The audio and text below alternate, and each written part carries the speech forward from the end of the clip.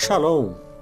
Você está no podcast Exegese e Exposição. Exegese on demand para você. Aqui é o Davidson Bignon. Eu sou mestre em Ciências da Religião, professor de Exegese Bíblica no seminário, pastor congregacional e também publisher editorial. Eu ajudo pastores e líderes cristãos a fazer estudos bíblicos na igreja sem ter problemas com interpretações erradas. Então, se você está pensando em compreender a sua Bíblia com segurança, não deixe de assistir a mais episódios como este aqui. Muito bem, então assine o canal, acione o sininho, curta, comente e também compartilhe. Você poderá me dar uma força me ajudando a ampliar o alcance com os estudos bíblicos de qualidade na internet.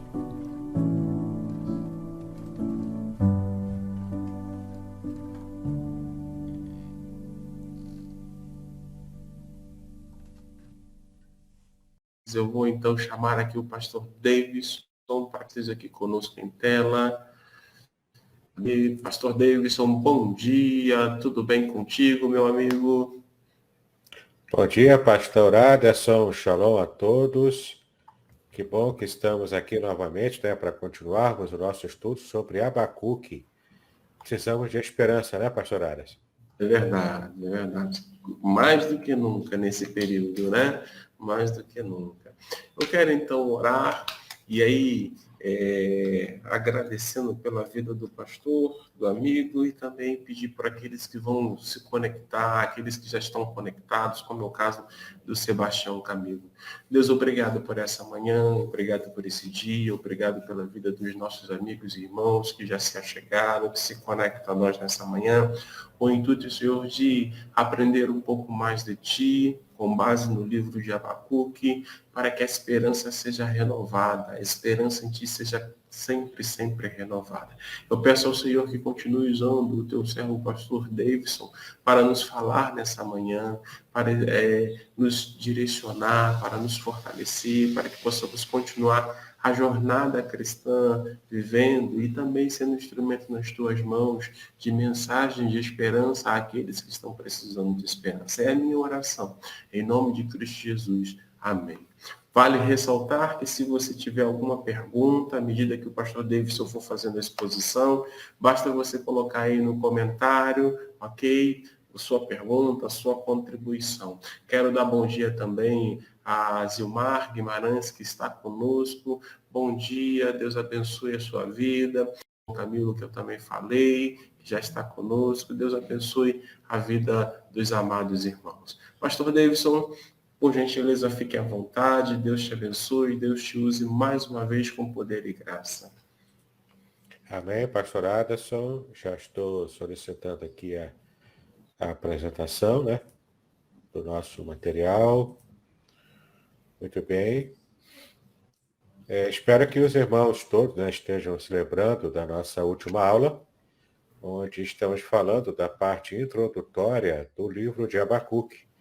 Para isso estamos usando o comentário expositivo do querido e famoso reverendo Hernandes Dias Lopes, que é bastante apreciado, hoje em dia pelo povo de Deus, pelo povo evangélico. Então, nós falamos na primeira parte sobre as informações iniciais e paramos aqui na divisão do livro de Abacuque, que é mais ou menos a metade desse primeiro capítulo do comentário do nosso querido pastor. Então, continuamos aqui, a divisão do livro de Abacuque. O livro de Abacuque pode ser dividido em 3 partes distintas. O capítulo 1 fala de uma sentença, um peso. E é literalmente assim que está no hebraico, peso do, como nós já vimos também, peso do profeta Abacuque. Porque para ele era algo pesado, era algo difícil de falar. De fato, era um peso para a consciência e para a alma do profeta, Então, ele fala, o primeiro capítulo fala de uma sentença, um peso, uma mensagem difícil de ser entendida e mais difícil ainda de ser engolida. Neste capítulo, o profeta escancara as tensões da sua alma e expressa sem rodeios os dilemas que assaltam o seu coração. E a gente está vendo nessa lição aqui desde a aula passada, porque de fato, às vezes a gente fica pensando que Deus vai ficar chateado com a gente, porque a gente está abrindo demais o coração para Ele, e falando, né, daquilo que está afetando a nossa alma, né, quem sabe até azedando a nossa alma. E quando a gente expõe para Deus, Ele mesmo nos cura. Né? Foi o que o profeta fez. A sua alma estava bastante azeda por causa do que está acontecendo, que estava acontecendo, que ainda viria a acontecer. E, de fato, ele abre, né, escancara as comportas do seu coração e coloca tudo diante do Senhor. Não é? Dois grandes conflitos são vividos por Abacuque. O primeiro é o prevalecimento do mal e a aparente inação e demora de Deus em agir perante o mal. Muitas vezes temos essa sensação também em nossa vida, né? Suas orações não são respondidas com a urgência que as endereçou ao céu, né? Então, claro que a urgência maior, a ansiedade maior está no coração de quem pede. Mas Deus é sábio e nos ama.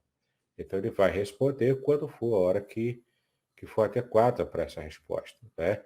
E a gente só vai entender isso depois, quando a gente já recebe a bênção e percebe, né, o tipo de lição que aprendemos, né? Estamos deixando de lado toda a nossa autossuficiência e deixarmos Deus agir conosco, né?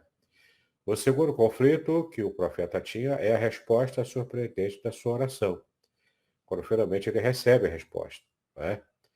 A resposta de Deus deixou o profeta mais alarmado ainda e esmagado que o silêncio que até então ele estava aguardando, né? Deus disse a Abacuque que os caldeus, ou seja, os babilônios, sanguinários, truculentos e expansionistas, estavam vindo contra Judá, não ao arrepio da sua vontade, mas em obediência ao seu chamado. Ou seja, o próprio Deus que chamou os babilônios para invadir Judá. O segundo capítulo fala de uma visão. O profeta deveria escrever a visão no outdoor para todos lerem, né? É como se fosse um cartaz enorme, né? Desses que ficam em lugares estratégicos, perto de estradas, onde muitos carros passam, né? O outdoor é isso. Claro que na época não existia outdoor, mas era como se fosse algo parecido com isso, né? Um cartaz enorme escrito a mensagem do Senhor para que todos pudessem ler, aqueles que passavam longe, né? A visão que Deus revela anuncia que o soberbo vai perecer. O soberbo aqui é Nabucodonosor, o rei da Babilônia. Mas o justo vai sobreviver à crise, pois ele viverá pela sua fé, pela sua confiança. Nós vamos estudar bastante a palavra fé em hebraico quando falarmos aqui desse capítulo 2 de Abacuque. Os caldeus, por pensarem que seu poder emanava de suas próprias mãos e dos seus ídolos mudos, cairiam sem jamais serem levantados. Mas o povo de Deus, que vive pela fé, seria esse sim restaurado. Né? Mensagem de esperança. Né? O terceiro capítulo fala de um cântico. O profeta, que começa o livro chorando, termina-o cantando. O seu cântico não é em virtude da mudança circunstancial. As circunstâncias continuavam pardacentas, mas a verdade de Deus enchera sua alma de esperança. Deus descortina para o seu profeta o seu propósito, mostrar a ele a sua soberania, e agora, em vez de questionar a Deus, Abacuque clama por avivamento e se alegra em Deus a despeito da situação. Não é? O que mudou, então, não foi a situação em si, porque Deus estava levando o juízo para ajudar, mas o que muda é o modo como o profeta encara essas circunstâncias ao seu redor, né? Que vai afetar naturalmente a sua vida e a vida de todos os servos de Deus lá que estavam em falta com o Senhor. Né? Então, concluindo, Charles Feinberg diz que o primeiro capítulo discorre sobre a invasão dos caldeus, O segundo capítulo prediz o juízo de Deus contra esse povo, o povo babilônico, né? O povo caldeu, o povo babilônico. E o terceiro capítulo retrata a vinda do Senhor e a destruição das forças mundiais hostis, já que o próprio Deus é que está no controle da história, né? Então isso também serve de alento para o nosso coração hoje. Não importa a crise que possamos enfrentar, ou que ainda enfrentaremos, nós temos a certeza de que Deus está no controle de tudo. Nada escapa ao controle de Deus, não é? Bom, alguns destaques do profeta Abacuque também são interessantes da gente resgatar aqui. Abacuque traz a lume, ou seja, traz à luz, né, os grandes temas que ainda hoje afligem a humanidade. Ele levanta a ponta do véu e revela a nós que os tempos são outros, mas o coração do homem continua tão corrompido quanto foi no passado. Vejamos alguns destaques desse profeta intercessor pela sua nação, a nação de Israel, né? Alguns destaques estão aqui. Em primeiro lugar, o sofrimento do justo e a prosperidade do ímpio, como está no capítulo 1, versículo 13. De fato, isso traz ainda discussões hoje em dia, né? Por que que o ímpio aparentemente prospera tanto e o justo ainda luta para sobreviver, luta com dificuldades, não é? A luta do justo é grande, por ele ser justo propriamente, né? E por que que o ímpio aparentemente prospera tanto? Isso é um tema antigo, e ainda hoje é tema de nossas reflexões e orações também, né? Abacuque estava alarmado com a corrupção moral e a apostasia religiosa que haviam tomado conta do seu povo. Parecia que a situação política, econômica, moral e espiritual estava fora de controle. O mundo estava de ponta cabeça. Os justos estavam sendo tripudiados e pisados, enquanto os ímpios floresciam. Abacuque pergunta sobre as razões de Deus permitir tantos crimes terríveis. Ele ergue a sua queixa contra Deus pelo fato de suas orações não terem sido respondidas. Então, esse drama foi vivido por Jó, por Asaf, por outros profetas. É verdade que em Jó a temática é o sofrimento em nível individual. Entretanto, com Abacuque, a questão é o sofrimento comunitário.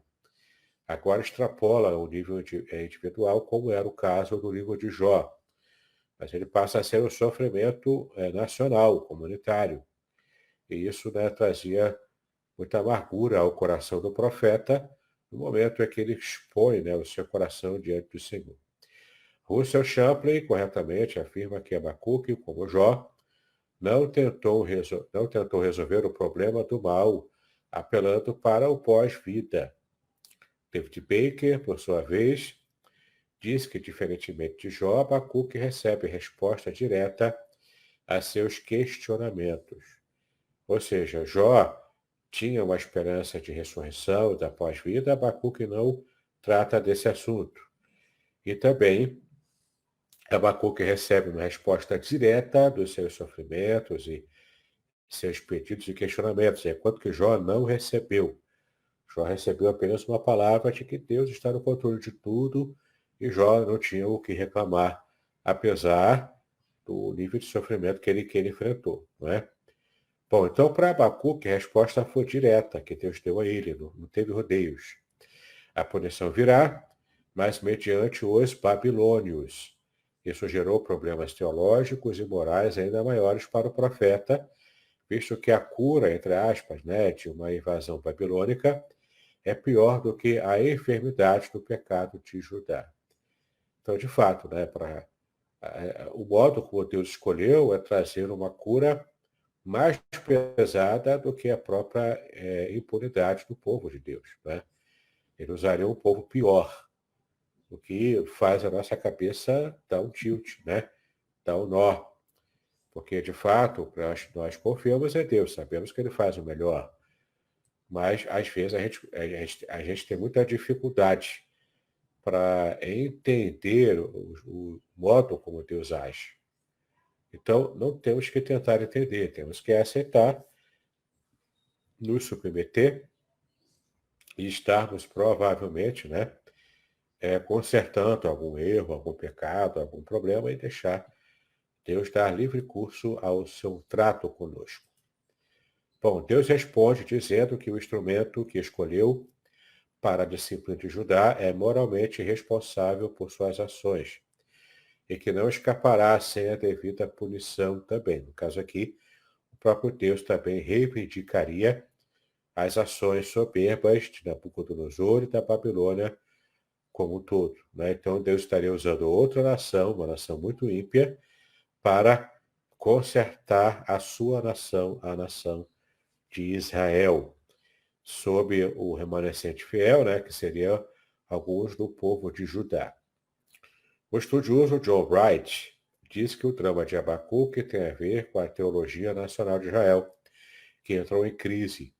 Os habitantes de Judá pensavam que em qualquer situação Deus estaria do lado deles e os defenderia contra os inimigos. Eles se consideravam invencíveis, porque estavam do lado do Deus invencível. Só que eles não contavam com o favor do Deus invencível. Por isso estavam enfrentando tudo aquilo. Essa teologia centralizava-se na afirmação da escolha de Sião por Yahvé, como a sua sede, e em suas promessas à dinastia de Davi, de um governo eterno, de uma vitória permanente sobre os seus inimigos. Quanto mais tenebrosa era a hora, tanto mais desesperadamente a nação se apegava às eternas promessas feitas a Davi, achando segurança no templo onde ficava o trono de Yahvé. Elevada por esse otimismo teológico, a nação marchou em direção à tragédia. Né? No caso aqui, a soberba, o povo estava soberbo. Uma soberba diferente, naturalmente, do que a de Nabucodonosor, mas ainda assim uma soberba espiritual. Né? Eles se achavam superiores aos outros povos porque eles tinham um relacionamento com Deus. E claro, né, Deus cobra mais de perto quem está perto dele. Bom, o sofrimento do justo e a prosperidade do ímpio continuam sendo o drama, né, do homem contemporâneo. Crabtree, que é um comentarista, né, especialista nessa mesma linha de pensamento, escreve o seguinte: alguns salmistas e o livro de Jó tratam diretamente desse problema do sofrimento dos justos. A verdade é que esse problema do sofrimento não merecido dos homens justos, assim como a prosperidade material e a felicidade aparente dos injustos, constitui um problema religioso e teológico que perturba quase todos os homens profundamente religiosos. É interessante a gente perceber aqui que muitas vezes a gente acha que Deus tem a obrigação de nos abençoar porque somos fiéis a Ele e tudo mais. Esse tipo de pensamento em nosso coração e até esse tipo de oração mesmo, né? Esse tipo de coisa demonstra o quanto nós estamos, na verdade, distantes de sermos justos e perfeitos. Nós estamos sempre com a imperfeição do nosso encalço. E a gente precisa, então, estar colocando o nosso coração diante dele e esperar que a resposta certa, a resposta adequada, venha do próprio Deus, né? Muito bem, aqueles que se empoleiram no poder e vivem na contramão da justiça prosperam, enquanto aqueles que lutam e trabalham com honra e honestidade são afligidos. Henrietta Mears, citando Campbell Morgan, disse que quando Abacuque olhava para as circunstâncias, ficava perplexo, mas quando esperava em Deus e o ouvia, ele cantava. Não é? Então, é sempre essa tensão entre a falta de fé e a fé que nos faz cantar. Né? Quando há falta de fé, há murmuração, há reclamações. Quando a fé é pujante, então temos uma declaração de fé em forma de cântico. Em segundo lugar, o fortalecimento econômico e bélico das superpotências mundiais, que era o que estava acontecendo, né, no caso da Babilônia. O mundo vive a alternância de poder. Sempre houve um tempo em que os reinos mais fortes subjugaram as nações mais fracas e construíram suas riquezas com o espólio dos dominados. Ainda hoje, quando se luta pelo estabelecimento da democracia no mundo, As nações mais fortes engolem as mais fracas e se abastecem de suas parcas riquezas, para se tornarem ainda mais opulentas. No tempo em que se fala tanto na necessidade da paz, gasta-se ainda mais com a guerra. No mundo em que se fala tanto em respeito aos tratados internacionais, gasta-se mais dinheiro em armas de destruição do que para socorrer os famintos. Isso aqui é uma verdade, né? Aliás, existe uma máxima, se não me engano, retirada de Arte da Guerra, que se você quer paz, prepare-se para a guerra, não é? Ou seja, nessa máxima você só constrói a paz se você for mais forte do que o outro que quer lutar contra você. E essa máxima, para nós cristãos, só é válida quando consideramos que Deus, né, é mais poderoso, é mais forte, então ele sim tem o poder de estabelecer a paz, tá bom? Em terceiro lugar, as guerras truculentas. A conquista do poder no tempo de Abacuque era mediante o uso da força. Ainda hoje é assim, né? Não é diferente hoje. Desde 1789 não houve um ano sequer em que pelo menos duas nações não estivessem em guerra em busca de poder, não é? Então isso é ininterrupto. A gente que às vezes não percebe. Agora está muito claro para a gente, está muito próximo de nós, a guerra da Ucrânia contra a Rússia, que já está envolvendo outras nações também, né? Aqui em pleno 2022, mas a gente percebe o quanto a gente não está ligado a outras guerras menores, de menor monta, que envolvem também pelo menos duas nações, né? Está muito complicado mesmo a história da humanidade. Bom, os fortes atacam os fracos, os ricos engolem os pobres, os poderosos esmagam os que não lhes podem fazer qualquer resistência. Os métodos de subjugação mudaram, mas a truculência mortal é a mesma. Estamos assistindo a uma crescente militarização do mundo. Fritjof Capra alerta para o fato de que, enquanto as nações mais ricas estão investindo cada vez mais em armas, mais de 15 milhões de pessoas morrem anualmente de fome e outras 500 milhões estão gravemente subnutridas. Cerca de 40% das pessoas do mundo não têm acesso a serviços profissionais de saúde e 35% dos habitantes do planeta carecem de água potável. Enquanto isso, metade dos cientistas dos países ricos dedica-se à tecnologia da fabricação de armas. Não é? É uma triste realidade e, infelizmente, a gente não pode abrir mão também de termos um exército, de termos, né, soldados, porque se o inimigo não abre mão, nós também temos que manter um exército, né, para poder proteger nossas fronteiras. Só haverá mesmo a total desnecessidade de um exército, de uma situação militar qualquer, quando de fato Cristo reinar. O reino de Deus realmente se instalar por completo no mundo. Aí sim, teremos um reino pacífico, de plena justiça e um reino eterno, né? O reino do Messias. Bom, em quarto lugar, a decadência dos grandes impérios. Tudo que sobe, cai. Tudo que um dia fez uma viagem rumo ao topo da pirâmide despenca das alturas para espatifar-se no chão. Os soberbos impérios que governaram o mundo com truculência caíram e se cobriram de opróbrio. Opróbrio é vergonha, né? Onde está o poder da Síria? Onde está a glória da Babilônia? Não é? É só história, é só narrativa hoje. Onde está a força do Império Medo-Persa?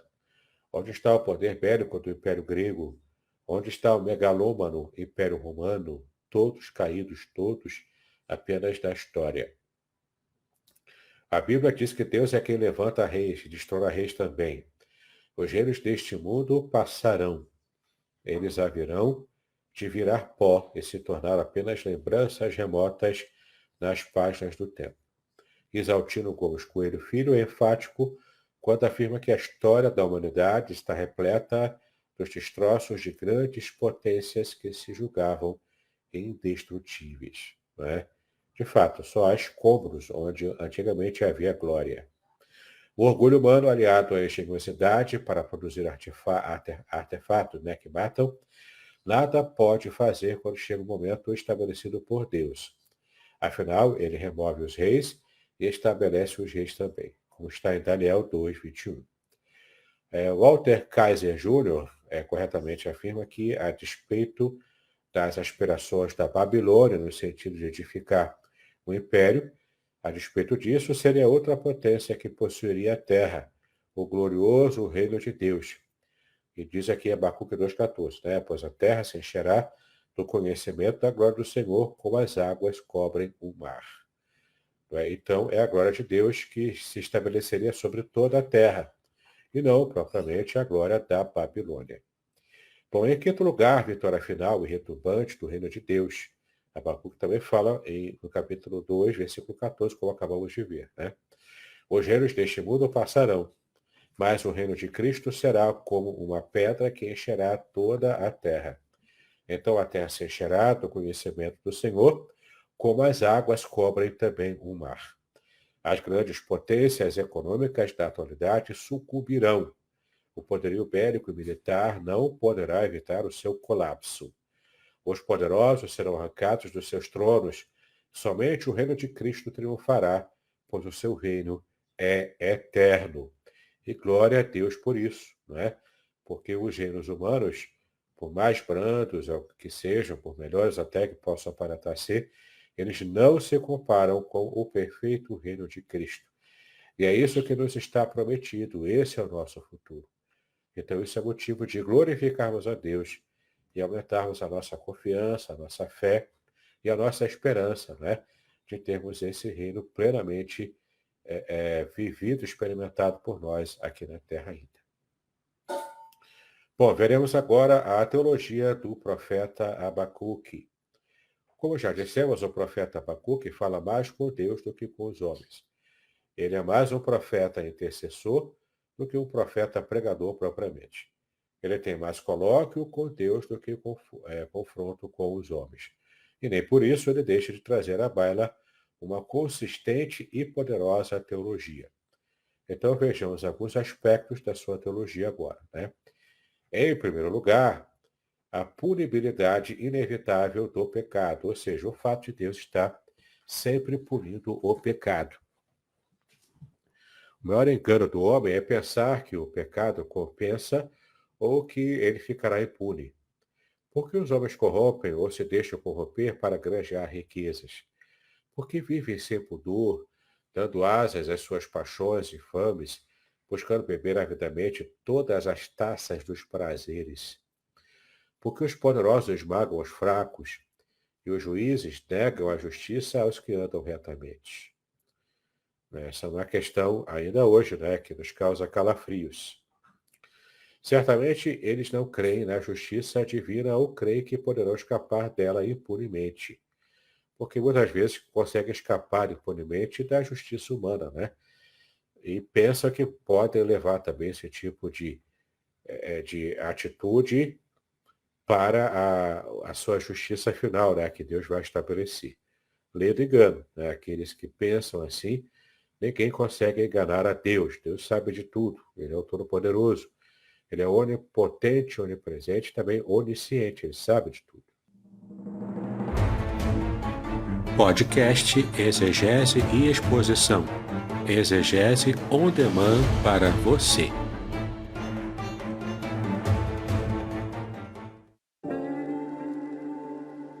Shalom! Aqui é o Davidson Pignon. Eu ajudo pastores e líderes cristãos a fazer estudos bíblicos na igreja sem ter problemas com interpretações bíblicas erradas. Então, se você está pensando em compreender a sua Bíblia com segurança, não deixe de assistir a mais conteúdos como este aqui neste canal.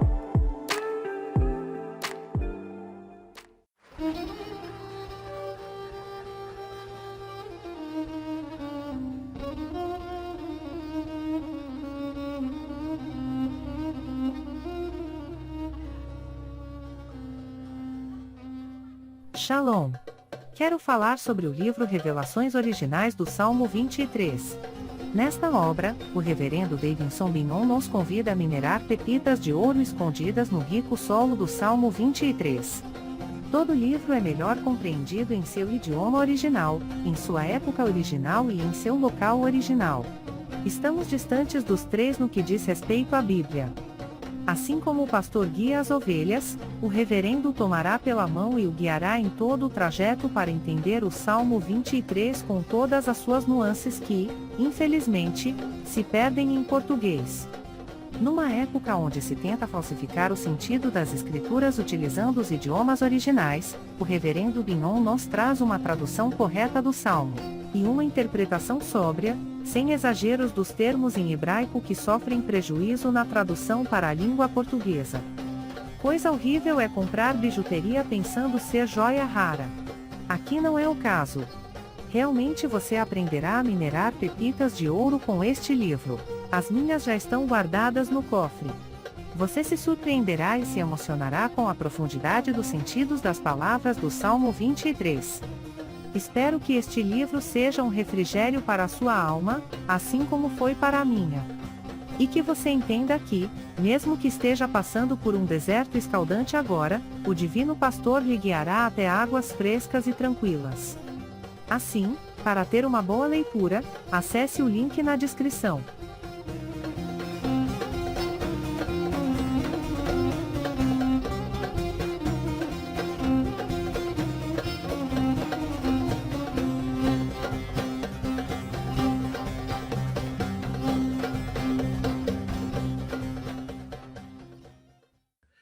Bom, Abacuque, porém, nos mostra que o pecado é uma fraude. Ninguém escapará às suas consequências inevitáveis. Quem semeia vento, colhe tempestade, como diz o ditado, né? Quem semeia na carne, dela colhe corrupção. Um dia todos terão de enfrentar o julgamento de Deus e prestar conta da sua própria vida. Isso pode trazer paz ao seu coração ou pode trazer desespero se você tiver uma vida ímpia, assim como tantos ímpios têm, não é? E para nós que somos cristãos, eu quero acreditar que nós podemos encarar isso como uma questão que nos traz paz. Sabemos que Deus estará nos julgando também e trazendo a justiça perfeita sobre a nossa vida, né? Exaltino Gomes Coelho Filho é enfático quando afirma que a violência será punida.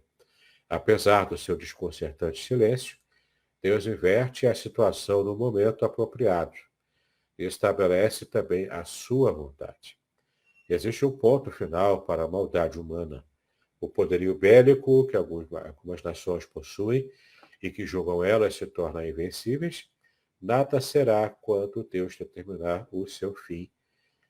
Qualquer um que já tenha lido o livro do Apocalipse sabe do que o nosso querido Hernandes Dias Lopes está falando aqui, né? Bom, em segundo lugar, os mistérios inextricáveis da providência divinas. Não dá para explicar, não dá para entender a providência divina. Eles são mistérios, né? Essa providência é mistério.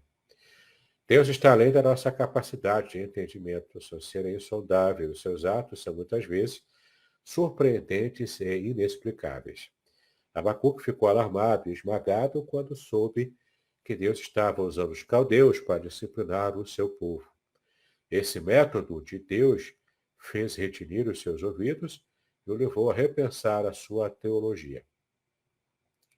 O puritano, né, Martin Lloyd Jones diz que Abacuque escreveu o livro para relatar a sua própria experiência. Estava aí um homem perturbado pelos acontecimentos, ansioso por reconciliar o que via com o que acreditava. Deus não se deixa domesticar. Ele sempre nos surpreende com as suas providências que vão além do campo da nossa limitada compreensão. O livro de Abacuque joga uma pá de cal na teologia distorcida dos judeus. Eles que acreditavam, né, que Deus estaria com eles para defendê-los contra os seus inimigos em quaisquer circunstâncias. Não foi assim. Não é assim que Deus age, né? Mesmo estando eles nas práticas mais execráveis dos seus pecados. Então, esse tipo de dissonância espiritual Isso é perigoso demais, porque a gente acha que está seguro devido à nossa religiosidade. Então, Deus mostra que o que de fato move o coração dele a nosso favor é a obediência. Tá bom? Bom, a teologia do livro de Abacuque reforça o que o apóstolo Pedro ensinou. O juízo deve começar pela própria casa de Deus. Né? Sempre foi assim e sempre será. Inclusive hoje, se enfrentamos uma justiça em nossa nação, a justiça divina em nossa nação, sempre essa justiça começa pelo reino de Deus e pela própria igreja de Deus. Em terceiro lugar, o sofrimento do justo é temporário, mas o castigo do ímpio é final, ou seja, é determinante. Aparentemente, o ímpio está levando vantagem sobre o justo. Agora, o ímpio encara a sua boca e ri, escancara a sua boca, né? E ri da miséria do justo. Agora ele oprime o justo e ninguém o detém. Contudo, o seu castigo se apressa e então o ímpio não terá para onde escapar. Ele buscará a própria morte, mas esta fugirá dele. Ele tentará fugir da presença de Deus, mas perceberá que não há um cantinho sequer do vasto universo onde possa se esconder do Deus Todo-Poderoso. Não é interessante que Adão tentou fazer isso. Tentou se esconder de Deus, ele e Eva, não é? Mas ninguém consegue se esconder de Deus. Deus acha e Deus julga, né, todos. O justo, porém, que foi pisado, humilhado, injustiçado, se erguerá das cinzas e triunfará pela fé. Mesmo que as circunstâncias conspirem contra ele, a sua alegria e salvação estão em Deus, o seu alto refúgio. Tudo tem a ver com relacionamento, né? Quando temos um relacionamento com Deus, a gente então experimenta esse cuidado de Deus. Claro, esse relacionamento que nós temos com Deus tem que ser um relacionamento sincero. Não pode ser algo fake, algo falso, né? Mas um relacionamento sincero. Deus, então, nos abençoará com a bênção da fidelidade, né? Bom, em quarto lugar, a santidade de Deus exige o castigo do mal, começando com o seu próprio povo. Stanley Ellison diz que o maior interesse de Abacuque é pela santidade divina com respeito tanto à perversidade de Israel, quanto também à soberba da Babilônia. Ele se afligiu por Deus permitir que o pecado continuasse em Judá sem punição, e depois se preocupou por Deus usar a Babilônia como instrumento punitivo, que era uma nação ainda mais perversa. Né? É como se Deus estivesse pesando demais a mão contra o seu povo.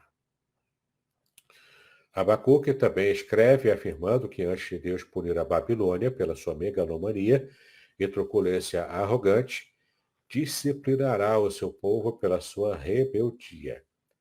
O juízo começa pela casa de Deus, como nós já vimos. Né? O povo de Deus não tem imunidade especial para pecar.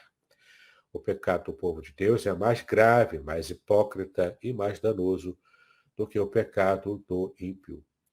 Mais grave porque peca contra a maior luz, né, que é o conhecimento de Deus.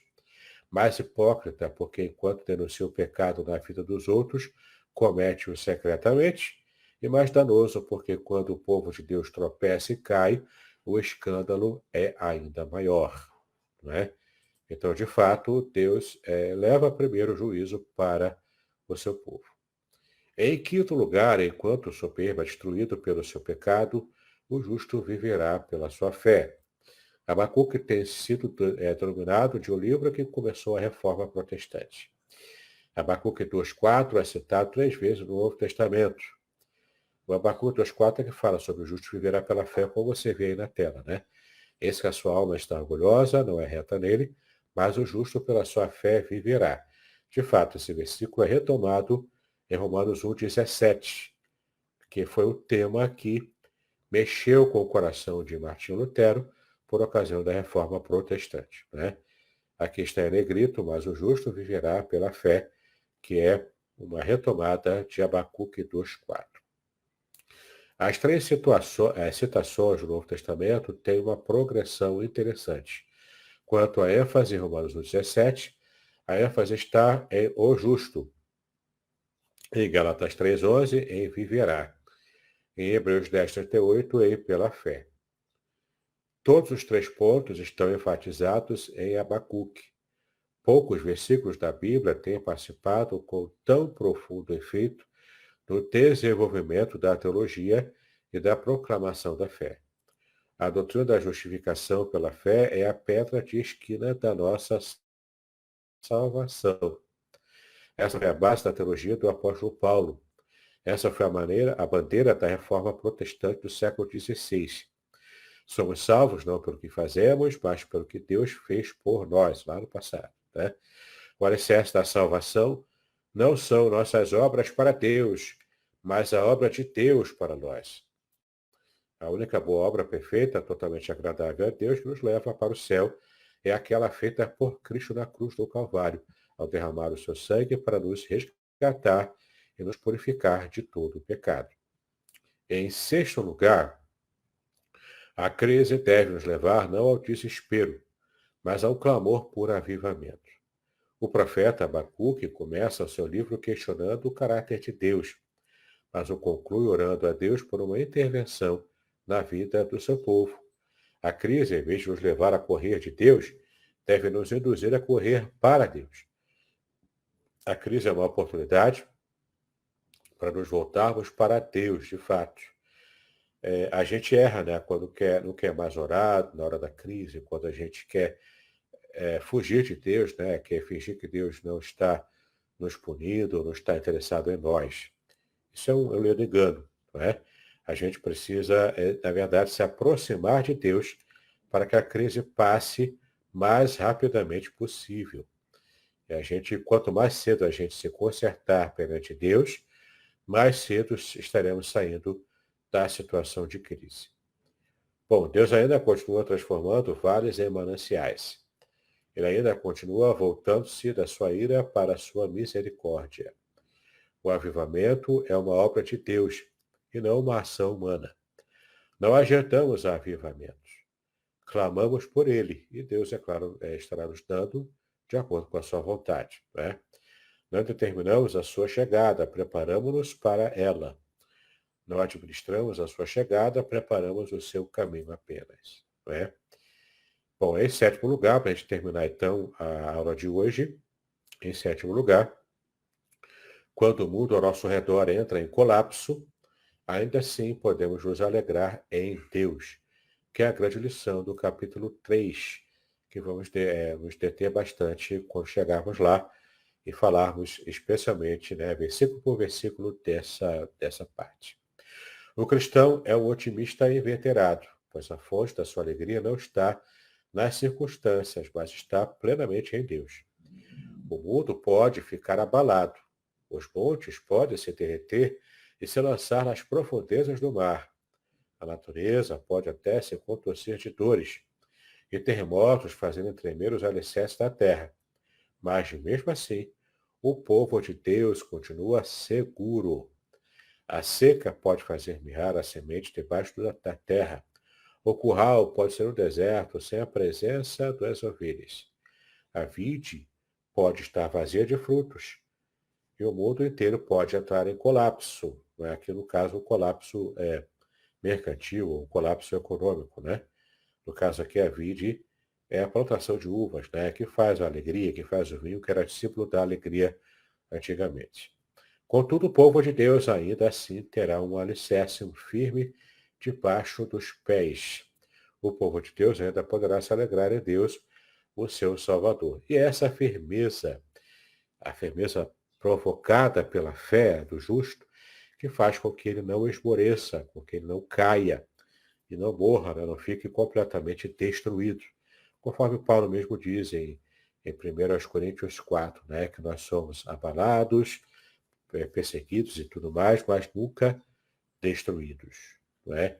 Então, de fato, né, aqui temos aqui uma série de citações bibliográficas que o Hernando Dias Lopes usou durante todo esse capítulo. Né? São várias delas aqui, são 37 delas.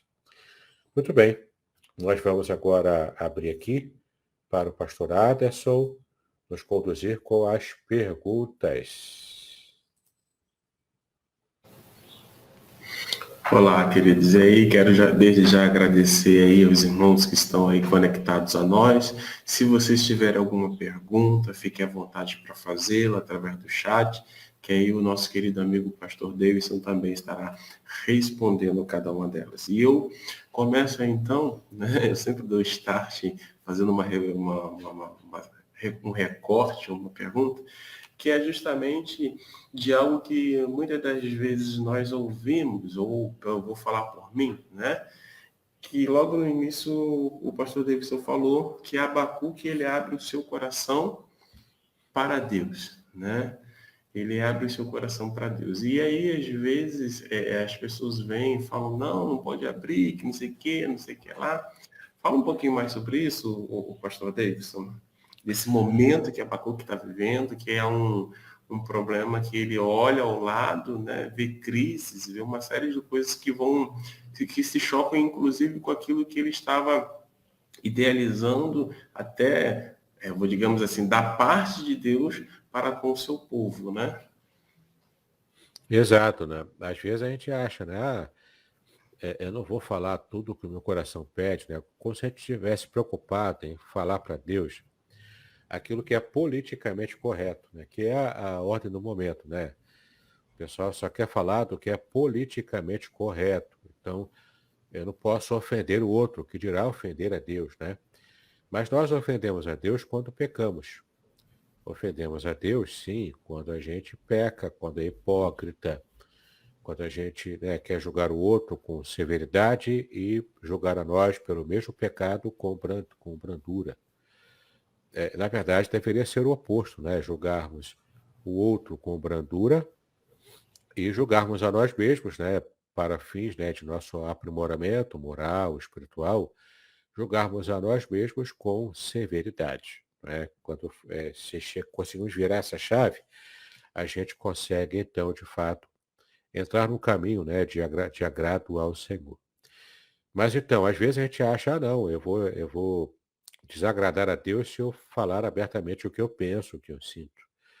Desde que você não fale publicamente, né, para outras pessoas ouvirem, é só você e Deus, abre o seu coração. Também não precisa fazer como um irmão me disse há muitos anos, e eu discordei plenamente dele. Eu sou tão sincero com Deus que eu falo até palavrão com ele nas minhas orações. Também não chega a esse nível, né? Aí é falta de respeito mesmo, né? A impiedade leva a pessoa a ter falta de respeito para com Deus. Não precisa chegar a esse ponto, é claro. Se você só consegue se expressar com palavrões, você precisa rever a sua conversão, né? A sua vida espiritual mesmo, a sua santidade para com Deus. Então, desde que você não siga por esses caminhos de exagero, abra o seu coração para Deus, fala o que tem no seu coração, sinceramente, né? Abre mesmo o jogo, entendeu? Como Abacuque fez, como Jó fez, como tantos outros servos de Deus do passado fizeram, né? Falavam abertamente com Deus e deixa Deus falar, né? E quando Deus falar, quando Deus te mostrar o qual o caminho, submeta-se a essa vontade dele e não fique retrucando, né? Porque, como Paulo mesmo disse, dura coisa é recalcitrar contra os aguilhões. O aguilhão é aquela vara, né, que fica batendo no animal. Então, não adianta. Quanto mais o animal retruca, quanto mais ele resiste, mais ele apanha, né? Então, não adianta. Você tem que se submeter à vontade soberana de Deus, sabendo que Deus quer o melhor para você, não é? Pode não parecer no primeiro momento, mas sim, no final, Deus tem vitória, tem bênção e tem crescimento para a sua vida pessoal e espiritual.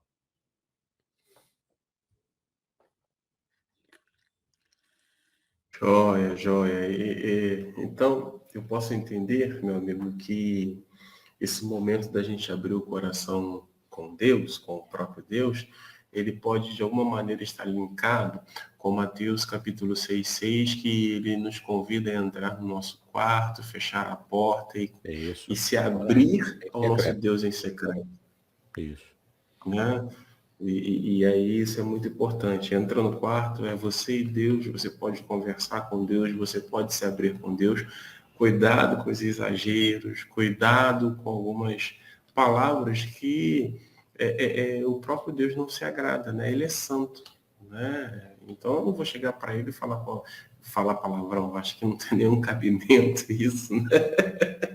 É muito interessante. E outra coisa também, é muito interessante porque faz parte, né, de uma mensagem de esperança renovada, é você poder entrar no teu quarto, né, está dentro desse contexto que o pastor Davidson muito bem colocou, ó, mensagem de esperança renovada. Então, entra no teu quarto, fecha a porta e se abra com o teu Deus. E aí, uma outra coisa que você falou, que é uma atenção, e acho que, assim, a gente precisa, eu vou usar essa expressão, né? Pedir a Deus que Deus nos ajude a evoluir, que é a atenção entre falta de fé e uma fé pujante, uma fé vibrante, né? Como você colocou, né? Uma fé pujante me leva a cantar cânticos, me leva a adorar, me leva a exaltar, né?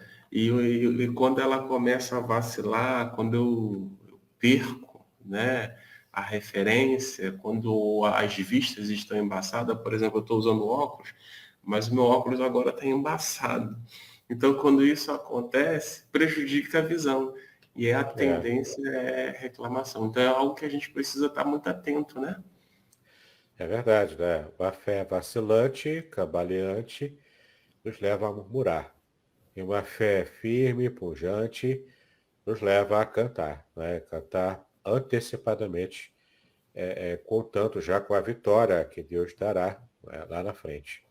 Ainda que não seja a vitória que eu espere, né? Muitas vezes a gente ora, por exemplo, para Deus curar alguém que está hospitalizado e depois de um processo de oração, Deus acaba levando essa pessoa, né? A pessoa morre. Ah, mas Deus não ouviu minha oração? Não, Deus ouviu sim. Eu costumo dizer que a resposta mais completa que Deus dá para todas as orações dos santos é o céu. E para você ir para o céu, você tem que morrer aqui na terra, entendeu? É uma semente. Ela morre na terra para poder renascer de forma muito melhor, né? Como a árvore que dá frutos, quando ela só acontece quando a semente morre, né? Então, se você orou durante muito tempo, ou está ainda nessa situação, né, orando pela cura de alguém, e de repente Deus está sinalizando que vai levar essa pessoa, tenha paz no seu coração. Deus sabe o que está fazendo, né? Ele determinou a hora para aquela pessoa ir. Tenha paz, tenha confiança em Deus, né? Ele vai suprir as suas carências, as suas necessidades, especialmente se essa pessoa é serva de Deus. Ele está dando o céu para ela. Isso deve ser motivo de alegria para a gente. É livramento que Deus está dando para essa pessoa de todas as lutas e mazelas aqui na terra. Entendeu? Então, se a luta for com você mesmo, por uma doença, por uma situação qualquer, confie em Deus. E claro, né, faça a sua parte. Se você puder cuidar da sua saúde, cuide. Se puder se virar para arrumar um emprego, fazer um trabalho pelo menos, né, se não conseguir emprego, ao menos tenha como se sustentar com algum trabalho que você possa fazer, né, algum bico, né, como o pessoal diz aí. Mas de alguma forma, né, faça a sua parte no que for necessário e espere o melhor de Deus naquilo que não está sob o seu controle, né? Então, simplesmente submeta-se a Deus, e essa deve ser uma lição para mim também, né? Para o pastor Aderson, para a Cris, todos nós temos que aprender com Deus, né, a nos submeter à vontade dele, é isso que realmente nos importa. Daí, olha só que interessante, e eu vou finalizar fazendo essa pergunta, né? Então a gente tem que, assim, é correto eu dizer assim que nos dias de hoje, nós cristãos, e aí eu estou generalizando, mas não todos nós, mas pô, uma parte de nós cristãos precisamos aprender um pouco mais sobre a submissão e também um pouco mais sobre o fato de que Deus, quando ele começa a agir numa situação, primeiro ele vem tratar conosco para depois tratar com as pessoas? Ele trata, nós também somos pessoas, né? Deus, tra- Deus trata primeiro com os servos dele e depois trata com quem não tem compromisso com ele, né? E quando ele trata com os servos dele, com os filhos dele, ele primeiro trata com brandura, com amor, com carinho, não é? E, em geral, se o servo de Deus tem um temor a ele, né? É servo de Deus porque teme a Deus, ele vai se envergar primeiro, ele vai se submeter à vontade de Deus primeiro. E o injusto, né, o ímpio, ele geralmente recebe o juízo de Deus com empáfia, com soberba. E então a dureza do juízo contra ele é maior, não é? Enquanto que para o justo, porque se dobra à vontade de Deus, essa dureza de Deus é mais branda, não é? Porque de fato, né, Deus corrige aquele que ama. Verdade. Está aí um grande desafio para os dias de hoje, né? Pode falar, Falar, não. essa lição também eu tratei aqui, né? A lição da completa dependência de Deus, né? No livro Revelações Originais, do Salmo 23. É meu livro mais recente, ainda estou trabalhando no Salmo 91, que eu pretendo lançar. Eu pretendia lançar esse ano, mas não deu. Vou tentar produzir para lançar no ano que vem, né? O comentário também, palavra por palavra, versículo por versículo, do Salmo 91, como eu fiz aqui no Salmo 23, né? Esse aqui já está pronto, estou aguardando chegar a nova tiragem, que a primeira tiragem inteira já se esgotou, não é? Tem sido amplamente aceito, e a mesma lição que a gente está vendo agora em Abacuque, nós aprendemos aqui também no Salmo 23, né? O livro Revelações Originais do Salmo 23, de minha autoria, que você pode fazer contato pelo WhatsApp 021 aqui no Rio de Janeiro, 998-585402. E eu terei prazer em enviar para você, no seu endereço, pelos correios, e você vai ver o quanto é abençoador também conhecer todas as revelações que estavam ocultas para nós a partir da língua original em hebraico, não é? Como também veremos a partir da próxima semana, nosso próximo encontro, o livro de Abacuque, agora sim, também direto no texto, a partir da nosso próximo encontro.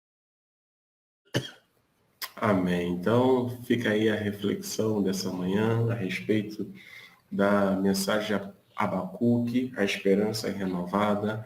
Essa esperança renovada, ela diz respeito também a entrarmos no nosso quarto, fechar a nossa porta e abrir o nosso coração com Isso temor aí. e temor para o nosso Deus. Não podemos perder de vista que existem duas tensões que trabalham, que tentam exercer influência sobre nós, mas a principal delas é de que eu e você, independente do momento em que estejamos passando, se é um momento de conflito, precisamos persistir e continuar adorando ao Senhor, porque é Ele que nos renova, é Ele que nos dá força, é Ele que nos fortalece, e não podemos perder de vista também que Deus começa a tratar de pessoas, como o pastor Davis fez o trocadilho, né? Nós É. somos pessoas, então ele começa a tratar a partir de nós. E ele trata com moderação, ele não pesa a mão mais do que deveria. Né? Ele tem aí, Hernandes Dias Lopes, ele tem, quando ele fala sobre o livro de Pedro, primeira de Pedro, a ideia que ele traduz ali é Deus tem uma espécie de termômetro, ou como se ele colocasse a mão próxima do forno para sentir. Quando a quentura vai se exceder, ele diminui aí a tensão para ver se a pessoa já trabalhou, já entendeu e tudo mais. Eu achei muito interessante essa colocação dele. Querido amigo, muito É verdade. obrigado por esse dia, por essa reflexão. Eu não sei se os irmãos têm perguntas, aqui não aparecem as perguntas, mas eu quero te incentivar na próxima quarta-feira, já leu o capítulo de número 1, né, Isso quando o aí. pastor Davidson já vai começar aí no versículo por versículo, a partir do capítulo 1, e traga as suas dúvidas.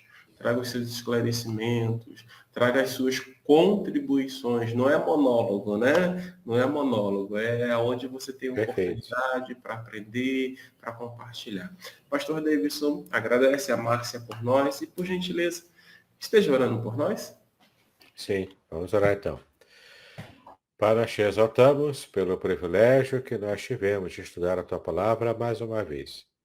E agora clamamos a tua bênção, a tua direção, para todo estudo que faremos diretamente agora no livro de Abacuque. Tu sabes, ó Pai, o quanto precisamos dessa palavra de esperança, a esperança renovada diante daquilo que aguardamos, ó Pai, em termos de futuro. Clamamos a Ti a tua misericórdia, diante do juízo do Senhor, que haja compaixão, que haja a tua misericórdia. Então nos abençoa, Senhor, também como servos do Senhor, como serva do Senhor, que haja a tua graça renovada também sobre a vida de todos nós. Então pedimos a Ti estas bênçãos, em nome de Jesus, é como nós oramos e agradecemos pelo Teu cuidado, hoje e sempre. Amém e amém. Amém, queridos. Pela manhã, então, teremos amanhã com Deus a partir das 7 horas da manhã e na próxima quarta-feira vamos estar mais uma vez, se Deus assim permitir, juntos, estudando sobre o livro de Abacuque. Tchau, tchau. Deus abençoe a cada um de vocês. Tchau. Deus te abençoe, meu querido. Shalom, pastor Aderson. Shalom a todos. Shalom.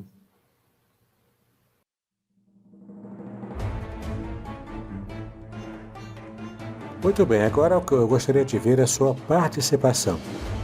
Entre em contato comigo, compartilhe a sua experiência comigo e quem sabe até se você enviar em formato de áudio, eu possa aproveitar a sua experiência para apresentar no próximo episódio do podcast Exegese e Exposição. Eu sou Davidson Bignon e eu ajudo pastores e líderes cristãos a fazer estudos bíblicos da igreja, sem terem problemas com interpretações erradas. Se você então está pensando em compreender a sua Bíblia com segurança, não deixe de assistir a mais episódios como este aqui. Então, assine o canal, acione o sininho, curta, comente e também compartilhe. Ajude-me a ampliar o alcance com estudos bíblicos de qualidade na internet. Que Deus abençoe os seus estudos, paz e bênçãos sobre a sua vida.